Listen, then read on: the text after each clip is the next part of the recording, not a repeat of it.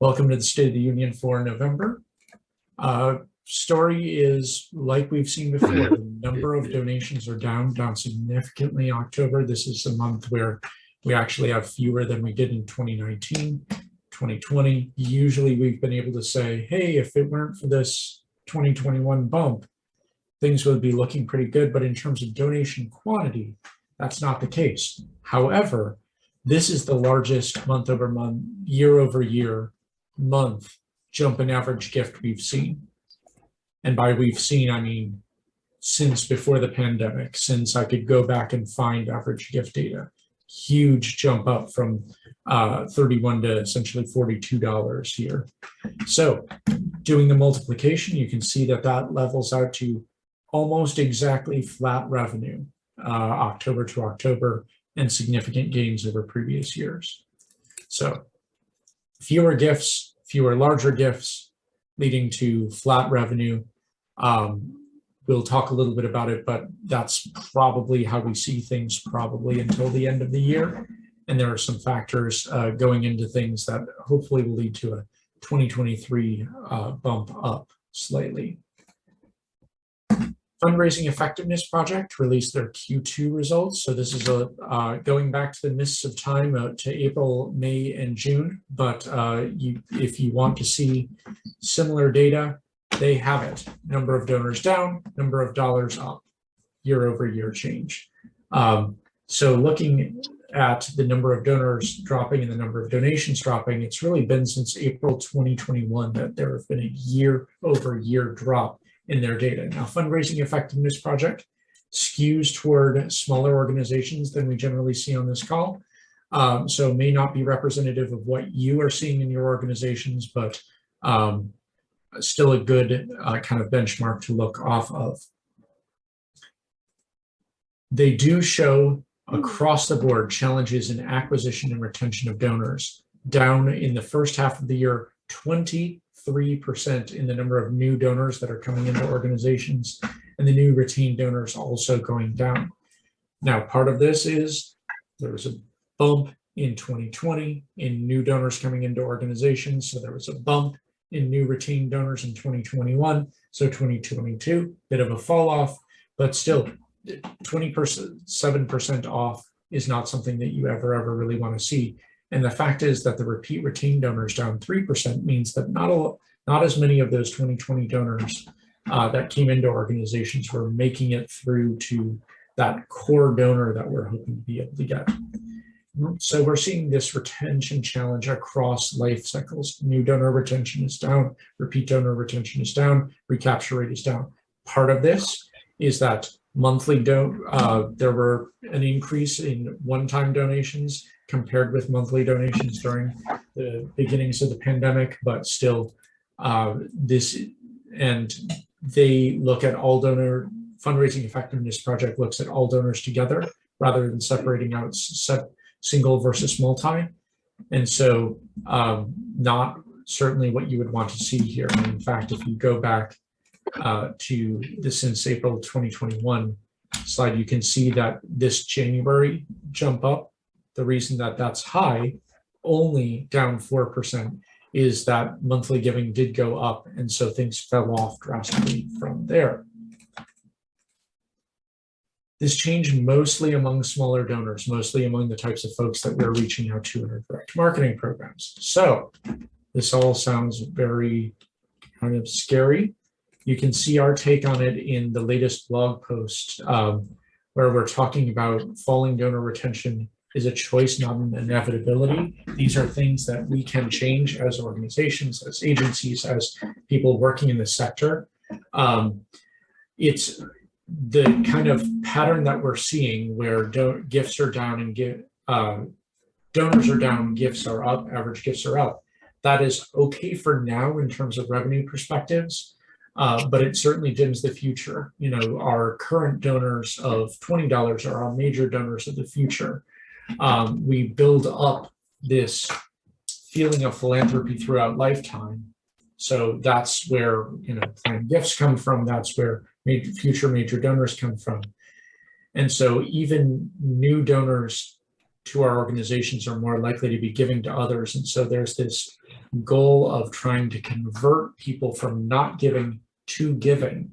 That doesn't happen when we're still going over the same ground over and over again, when we're renting the same lists, when we're going after transaction-based co-ops that are looking only at previous giving history.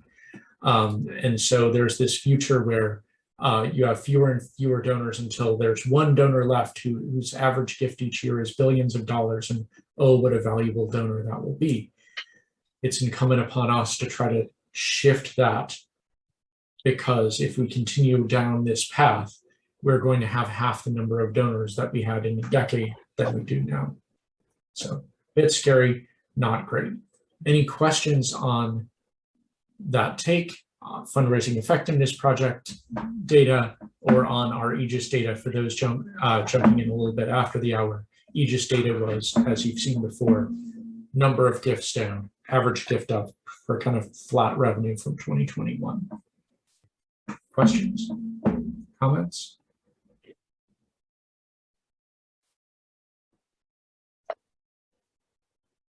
Okay. Hearing none, there was an interesting study of the economics of influencers and influencer marketing.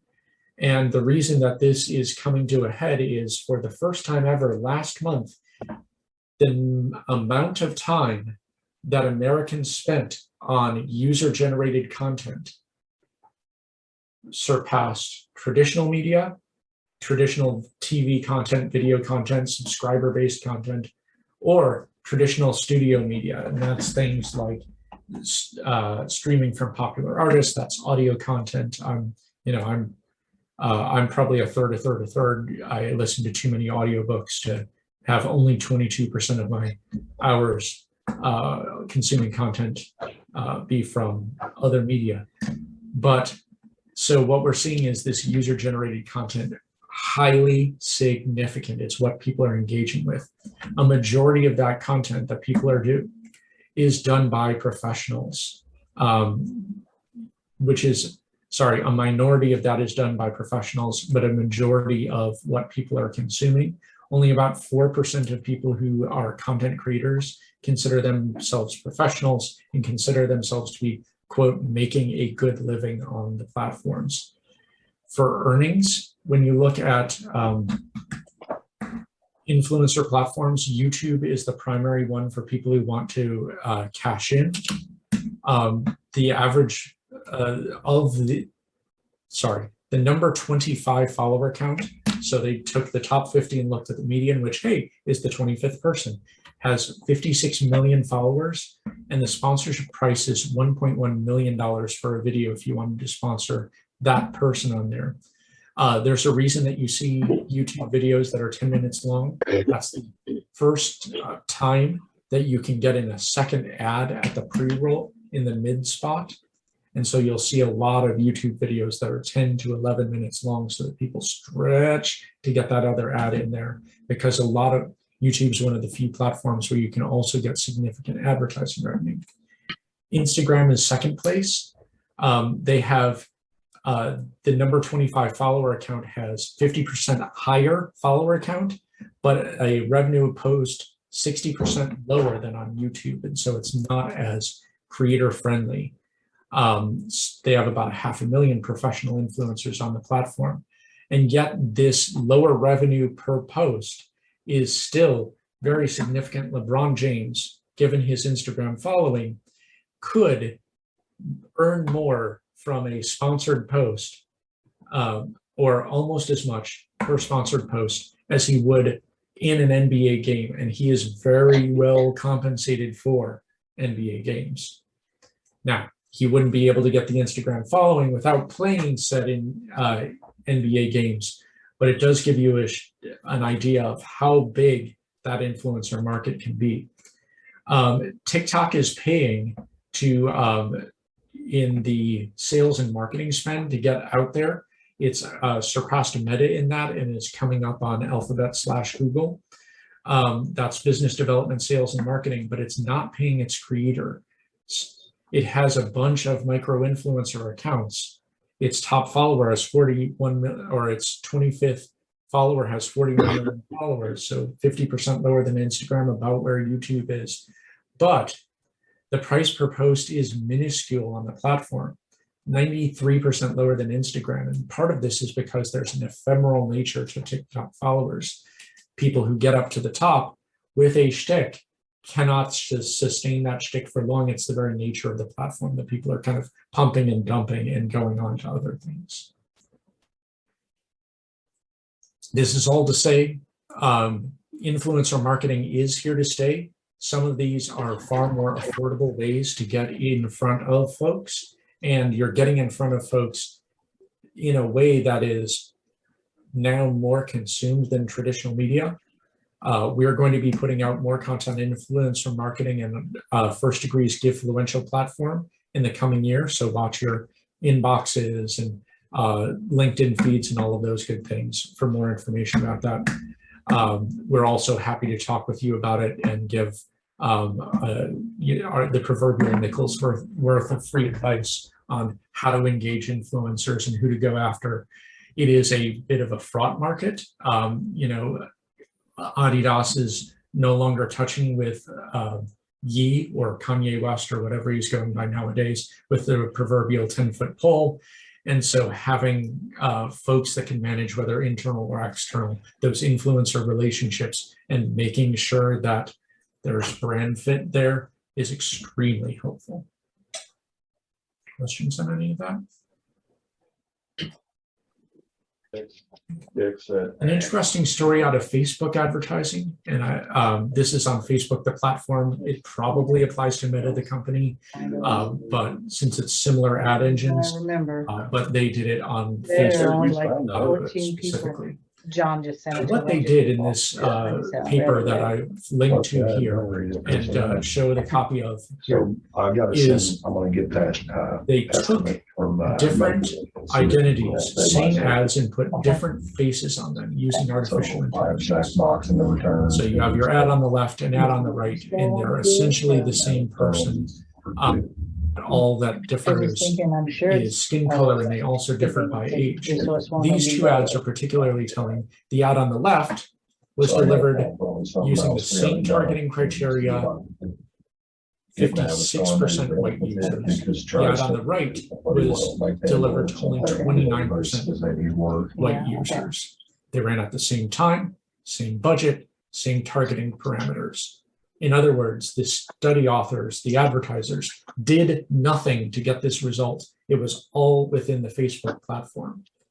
And there were no result differences that would have caused this. And so this is Facebook's AI, machine learning, its algorithms, looking at ads and determining differences in who they should be targeted to. They also looked at age, and so you can kind of see here, they did to my eye at least, they did a really interesting and good job of highlighting different people that look different, but still have, or the AI did, that have similar characteristics along age lines, race lines, gender lines. And so these are some of the sample photographs that they used. Broader results, the audience that saw synthetic black faces, the ones generated by AI, that was 81% black. Synthetic white faces went to a 50% black audience. Photos of older women went to a primarily female audience. Ickily enough, photos of teenage girls went to an audience that was skewed male, especially among 55-year-old men, and women were seeing more ads of children. Again, not based on results, not based on ad spend or targeting or all of those sorts of things. This is something that Facebook did in and of themselves to put these ads in front of folks. And it's dispiriting because often we are picking the ads we pick in order to particularly showcase diversity in narrative, diversity in who is helping, in it, who is being helped, to make sure that we're not reinforcing negative narratives. And the idea that Facebook would be targeting based on what it thinks people want to see is dispiriting and does make us question how we use the platform. questions on any of that?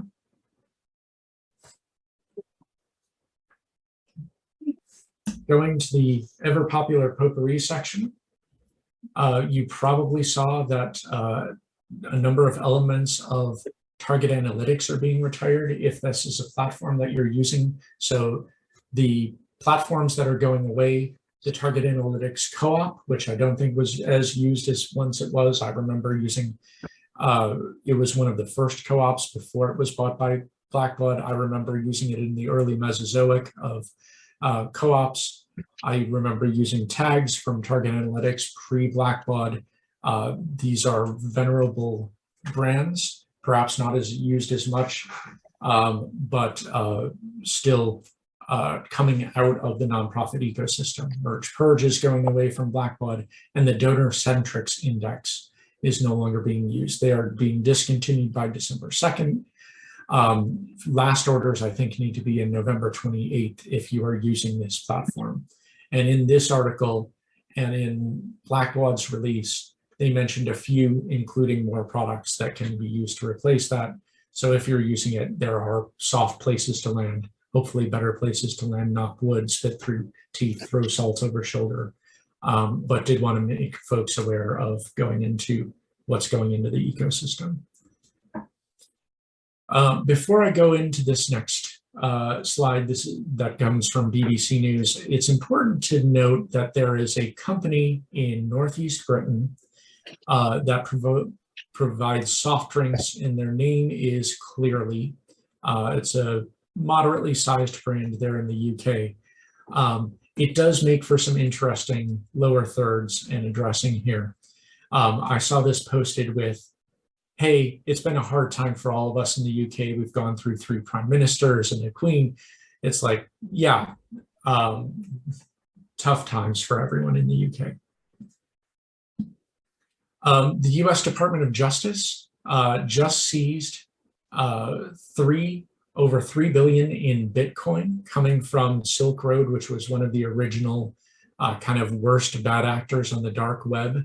And the reason I mention this story is not necessarily for Bitcoin fundraising and the drop in value there, but for this wonderful detail that they found one part of this $3 billion in computer equipment that was submerged under blankets in a popcorn tin in a bathroom closet. And so it clearly made me think of how you store your ill-gotten gains when you're doing things untoward and away from the law. If you go into the Google App Store, you will see Google Meet and Google Original. Why we're pushing for coherent branding for our More brand, for nonprofit brands. To give you a bit of the story, Google Meet, the original that you see there, was originally Meet, which was the rebranded Google Hangouts Meet.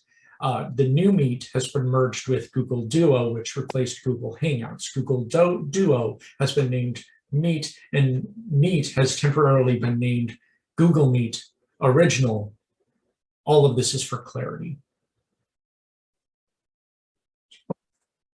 Wanted to mention that we have a webinar coming up on Tuesday next week. Hopefully you've seen the email or the LinkedIn ads or some carrier pigeons that we're sending to your house, but hopefully you're seeing this. Nonprofit experts and I will be on the call talking about looking at inflation, looking at recession, looking at the deflating of the COVID bubble, looking at all of these portents, seeing what 2023 looks like, what previous economic circumstances have shown will likely be happening for the future, and getting experts together to say what's working, what has worked in the past, what will work in the future. Hopefully some really exciting speakers from Nonprofit Alliance, from Nature Conservancy, from Share Our Strength, Don't Get Hungry, and then a few of us from More. Thank you, Joey, for putting it into the chat. You can also, if you don't click on this and set up right now, you can also go to wearemore.com/webinars, and it'll be linked from there. So that is, as they say, our show. We still have a few minutes left over. Any questions that you have, Any comments that you'd like to make? Successes in influencer marketing, what's working for you in Facebook, what your 2023 outlook is. Now's your time. Shout them out.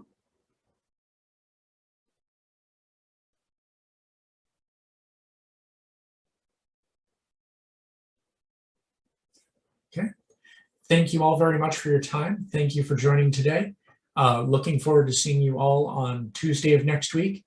If that's a time that you can't make, Tuesday at 2 Eastern, 1 Central, I guess that'd be 11 Pacific, 10, 12 Mountain. If you can't make it, sign up anyway. We will be sending out links to the archived presentation, or rather Nonprofit Times will, once that's done.